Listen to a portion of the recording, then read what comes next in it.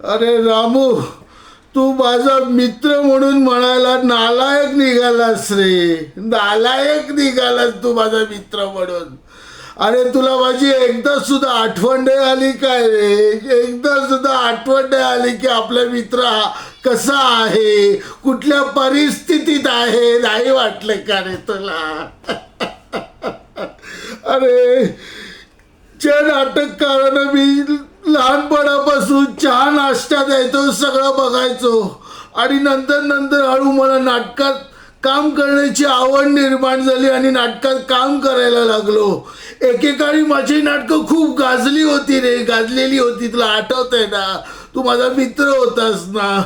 एकेकाळी माझी नाटकं खूप मोठी मोठी गाजायची आणि आता एक कुत्र सुद्धा मला विचारत नाही रे. ते नाटककार मला बघून लांब बघून हसून निघून जातात माझ्याकडून, विचारत सुद्धा नाहीत मला. अरे कसा आहेस रे तू? अशी अवस्था झाली आहे रे माझी. रामू रामू सांग मी काय करू? कोणी मला काम देत नाही रे, कोणी मला नाटकात कुठलंही काम आता देत नाहीत. 2 वेळचं जेवण सुद्धा मला फार मुश्किल झाली आहे रे, कठीण होऊन बसलंय. 2 वेळचं जेवण सुद्धा मला मिळत नाही रे. तुला माहिती आहे माझी मालती बायको निघून गेली, मला सोडून जगातून निघून गेली आजारपणात. मूलबाळ पण नाही मला. काय करू रे? कसं जगायचं रे मी? सांग मला रामू, माझा मित्र आहेस ना. तू एकदा सुद्धा आला नाहीस, मला विचारायला सुद्धा आला नाहीस आणि आज मला बघतोस तू. काय करणार रे? एकेकाळी माझी नाटकं खूप गाजायची आणि अचानक मला काम मिळणं बंद झालं, मुश्किल झाली. आता दारूची बाटली आणि मी, एवढंच माझं जग राहिलं रे, एवढंच माझं जीवन राहिलं. काय करू सांग? काय करू मी मित्रा रामू? काय करू मी?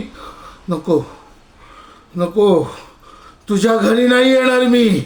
मी आहे इथेच बरा आहे, मी आहे इथेच बरा आहे. मला माझ्यावर सोडून दे रे रामू, मी नाही येणार तुझ्या घरी. आता माझं कोणी या जगात नाही, मी आणि माझी दारूची बाटली. बस बस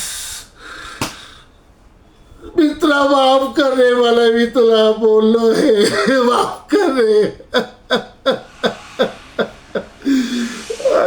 कसं राहू मी, कसं सावरू मी? सांग. ठीक आहे, मी जातो रामू, तू निघून जा इकडून, मी जातो माझ्या मार्गाला. दारू आणि मी, बस, बाकी काही नाही रामू. चल निघतो मी. रामू रामू.